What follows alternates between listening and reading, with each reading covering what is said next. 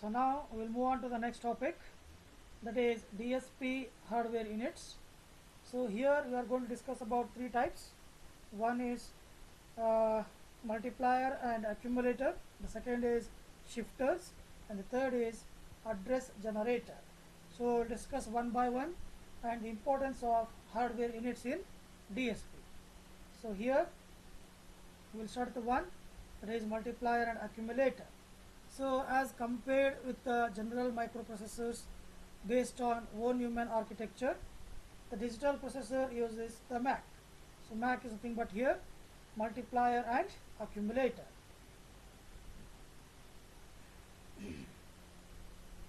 So it is a special hardware unit for enhancing the speed of digital filter. Means here we are going to increase the speed of digital filter. We are using the multiplier and accumulator. Nothing but when we perform any multiplication, so there it requires the number of clock cycles around 100 clock cycles. So in that case, multiplier and accumulator will enhance the speed of that multiplication and saves the result in accumulator temporarily. So because of this, MAC is used just to enhance the speed of the digital filter. So this is dedicated hardware, and the corresponding instruction is generally referred to as MAC operation. The only thing is that here the MAC operation is nothing but it uses just to increase the speed of operation if it belongs to the multiplication, which is shown here. So in this, X and Y are the two registers which are used to hold the operands, like operand A, operand B, or operand X and operand Y. So these two operands are given to the multiplier. So multiplier is used to multiply these two operands, okay, and gives the result. That result is of 32-bit, which is stored in the accumulator. Now intermediate result is stored in the accumulator, or we can say that the temporary result is stored in the accumulator with a size of 32-bit. So next, that data is permanently stored in one of the registers, and we call it as result registers. If the registers result is not sufficient, or if it is not satisfactory, again it given back to the accumulator. Okay, so here which is shown in the figure 1, here in the typical hardware MAC, the multiplier has a pair of input registers, that is X and Y here. So each holding a 16-bit input to the multiplier. The result of the multiplication is accumulated in a 32-bit accumulator unit, which is shown here. So this is a 32-bit accumulator unit. Next, the result register holds the double precision data from the accumulator. So double precision data is nothing but the data stored in the register is of 32-bit, because initially we have used the registers are 16-bit. Now it becomes a double precision data. That's why we call it as a double precision data from the accumulator, called as result register. So the only importance of this multiplier and accumulator is just to enhance the speed of filter in digital signal processor. So next is we call it as shifters.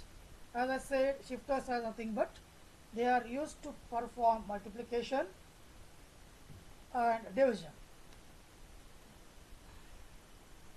but sometimes we can also use them to prevent overflow here, but doing a proper scaling operation, so which is required. A simple scaling down operation shifts the data to the right, while a scaling up operation shifts the data to the left. Here scaling up, which is used just to prevent the overflow in the result.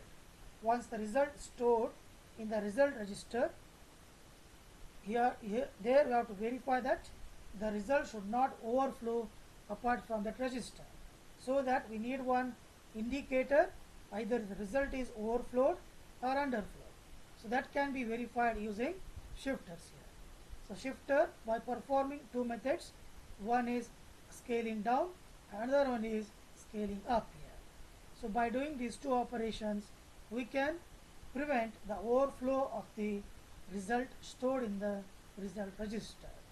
So here, if shifting the data to the right, we can see that if shifting the data to the right is the same as dividing the data by 2 and truncating the fraction part. Is nothing but if I shift the data to the right, okay, I will take one example, they will understand what is the role of shifting the data to the right and what is the meaning of truncating the fraction part. So here it is shown here for a 3-bit data, for here we have taken 011 is nothing but 3. So in terms of decimal, shifting 011 to the right means here I am going to shift the data towards the right, means we are shifting in this direction.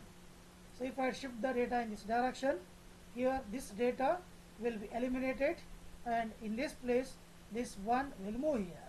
So like this, and the previous bit will be stored with 0, so which is shown here. So this will be the next data after shifting. Now I say that if shifting the data to the right is nothing but division.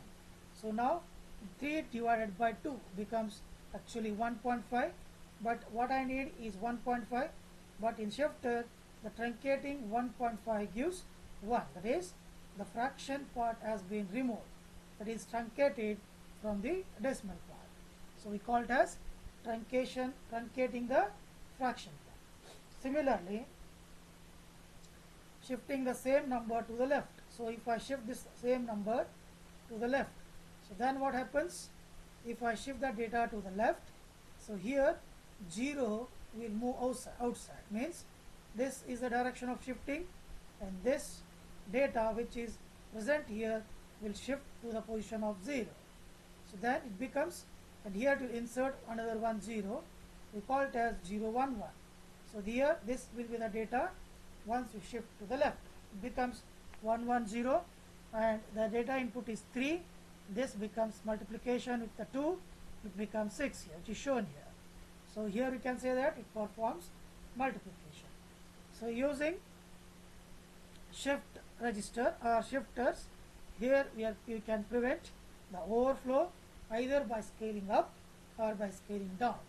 Okay, so thereby we can store the accurate result in the result register. So that is the role of shifters here. The last is address generator. Here the name itself suggests that the address generator is used to generate the address for each datum. So datum is nothing but it is the data which is stored in the memory. Okay, so here the address generator just to generates the address for the data stored in the memory. Then it is fetched on the data buffer, that is the bus, to be processed so that we can process the data. Here a special hardware unit for doing this, we call it as a circular buffering. So circular buffering is a special hardware which is used to perform or to generate this particular address for the datum which is stored in the memory, and then it is fetched to the bus using data buffer. So now we will understand what is the role of circular buffering and how it works. So here it is shown in this circular graph here. So in this graph, so initially the circular buffering has a pointer. So now it is initially pointing to the value of x of n. This is first data. Once the new data is entered, now the pointer shifts to the next data, which is nothing but this one. So now, and the previous data is eliminated, or otherwise we can say that omitted from the buffer. This is an 8-bit buffer. Initially the buffer pointing to this x of n. Once the x of n is processed, okay, so then the pointer shifts to the next instruction. The next instruction here is x of n minus 7. While moving to the next instruction, the past value which is processed has been removed from the buffer and it is stored in a particular memory which is required for the result. So like this circular buffer it performs for the next data. For the next cycle it goes for this one, and the previous data has been pushed away. Again it goes like this circularly for all the data, and then it will execute. So each time it will take 8-bit data to perform this operation.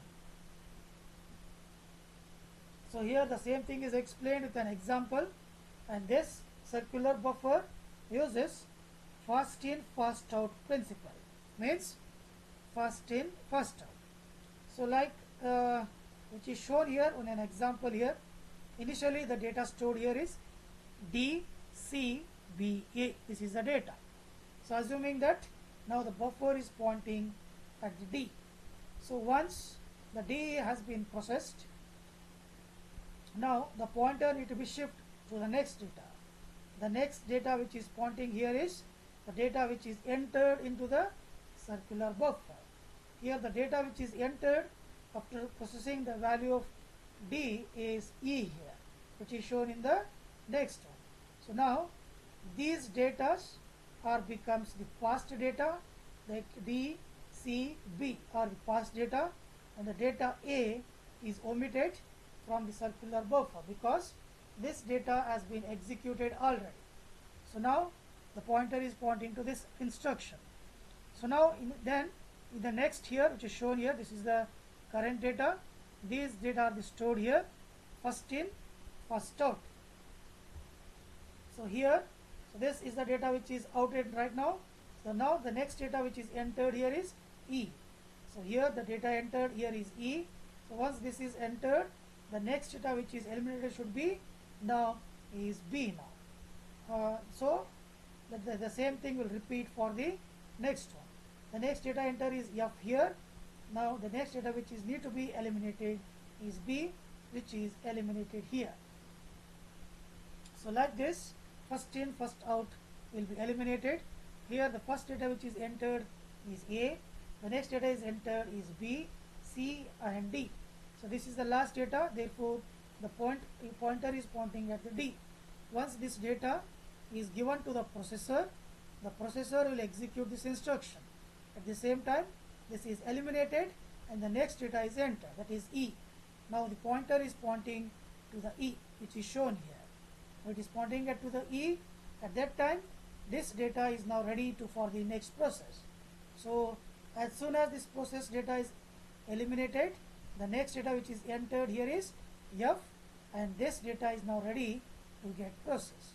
So like this, we call it as circular buffer. So one data is entered, another data will be processed. We call it as first in, first out principle. So the circular buffer is the hardware which is used here just to increase the speed of execution in the digital signal processing. So this is about the hardware units, okay, which are present in the digital signal processing. Okay, so thank you.